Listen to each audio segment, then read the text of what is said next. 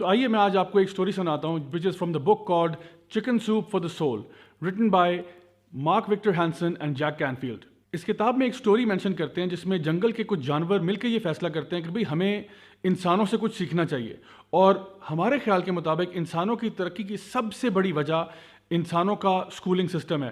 تو آئیے ہم کیوں نہ ایک ایسا کریں کہ جنگل میں ایک اسکول بنا دیں جس میں سارے کے سارے جانور پارٹیسپیٹ کریں گے، اور ایک ٹیسٹنگ سسٹم بنایا جائے گا جس میں سے تمام جانوروں کو گزرنا ہوگا اگر وہ یہ بات ثابت کرنا چاہتے ہیں کہ وہ عقل مند ہے۔ تو جناب انہوں نے 4 سبجیکٹس کو سلیکٹ کیا جس میں سوئمنگ، رننگ، کلائمبنگ اور فلائنگ کا امتحان ہوگا۔ تو سب سے پہلے آئی باری جناب بطخ کی۔ بطخ کا سوئمنگ میں A گریڈ آیا، رننگ میں D آیا، فلائنگ میں B اور کلائمبنگ میں F گریڈ۔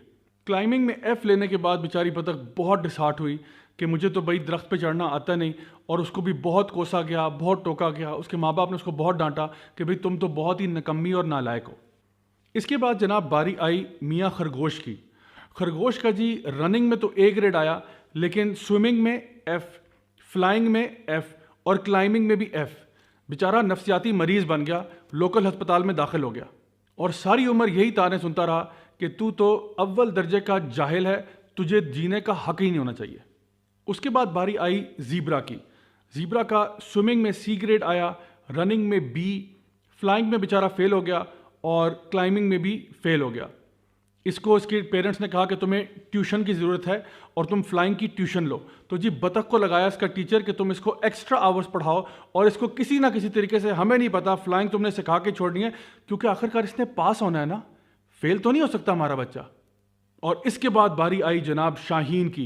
شاہین کا سوئمنگ میں F، رننگ میں F، فلائنگ میں A اور کلائمبنگ میں D۔ شاید آپ حیران ہو رہے ہوں کہ کلائمبنگ میں D کیسے آ گیا شاہین کا۔ وہ اس طرح کہ جب درخت پر چڑھنے کی باری آئی تو شاہین تو جلدی سے اڑتا ہوا درخت کے اوپر جا کے بیٹھ گیا، لیکن ٹیچر نے اس کو یہ کہا کہ بیٹا آپ آؤٹ آف کریکولم کام کر رہے ہیں، آپ نے بالکل اسی طرح سے اپنے پنجوں کے ساتھ چڑھنا ہے جس طرح سے گلہری اور بندر اور باقی جانور چڑھ رہے ہیں۔ تو شاہین بار بار انسسٹ کرتا رہا کہ بھئی میں ان سے زیادہ جلدی اوپر پہنچ سکتا ہوں، اگر آپ کا مقصد واقعی ٹری کو کلائم کرنا ہے تو میں تو جلدی جا سکتا ہوں۔ لیکن ٹیچر نے کہا بیٹا میرے سے زیادہ سیانے بننے کی ضرورت نہیں ہے، آپ زیادہ اوور سمارٹ نہ بنے، جو کورس ورک بتایا گیا اسی کے مطابق کام کرو۔ سمجھ آئی؟ اور آخر کار فلائنگ سکوئرل جو ایک عجوبہ نما جانور ہے، اس کا سوئمنگ میں D، رننگ میں C، فلائنگ میں C اور کلائمبنگ میں A آیا، اور اس کو کلاس میں فرسٹ پلیس پہ آنے کا ایوارڈ ملا۔ تمام جانوروں کو کہا گیا کہ تم سب کو چاہیے کہ تم فلائنگ سکوئرل کی طرح بن جاؤ۔ آپ میں سے جو پیرنٹس میری بات سن رہے ہیں، کیا آپ کو اس کہانی میں کچھ سملیرٹی نظر آ رہی ہے؟ آئنسٹائن نے کہا تھا کہ everybody is a genius, but if you judge a fish by its ability to climb a tree, it will live its whole life believing that it is stupid. بات دراصل یہ ہے کہ ہم لوگ اکثر اوقات بچوں کو پڑھائی کے نام پر بیچاروں کا کانفیڈنس شیٹر کر کے رکھ دیتے ہیں، اور جو ان کا نیچرل ٹیلنٹ ہے اس کو کہیں نہ کہیں ہم دبا دیتے ہیں، ان کی کریٹیوٹی کا بھی بیڑا غرق کر دیتے ہیں۔ بالکل اسی طرح سے ہمارے بچے بھی جینیسز ہوتے ہیں۔ ہر بچہ کسی نہ کسی اعتبار سے ایکسپرٹ ہوتا ہے، لیکن اگر ہم یہ چاہیں کہ ہمارے بچے بالکل ہر کسی کی طرح برابر ہو جائیں تو ایسا فزیکلی پاسبل ہی نہیں ہے۔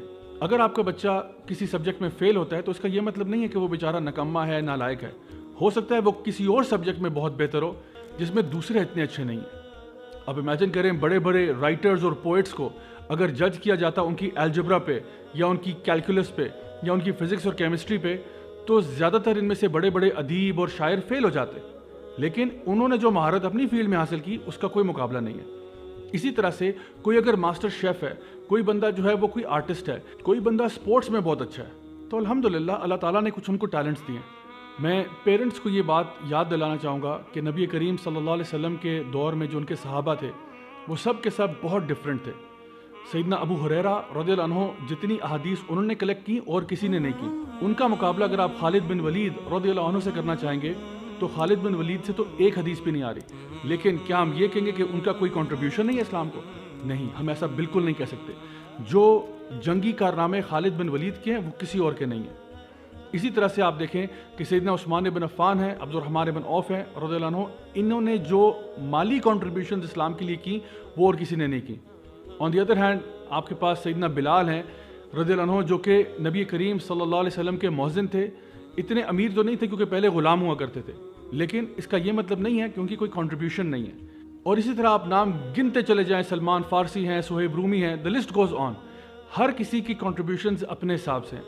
سو اگر ہمارا بچہ کسی ایک فیلڈ میں اچھا ہے, ہمیں چاہیے کہ ہم اس کو اس میں نرچر کریں, اس میں مزید ڈیولپ کریں تاکہ وہ اس فیلڈ میں ماسٹری تک پہنچ سکے.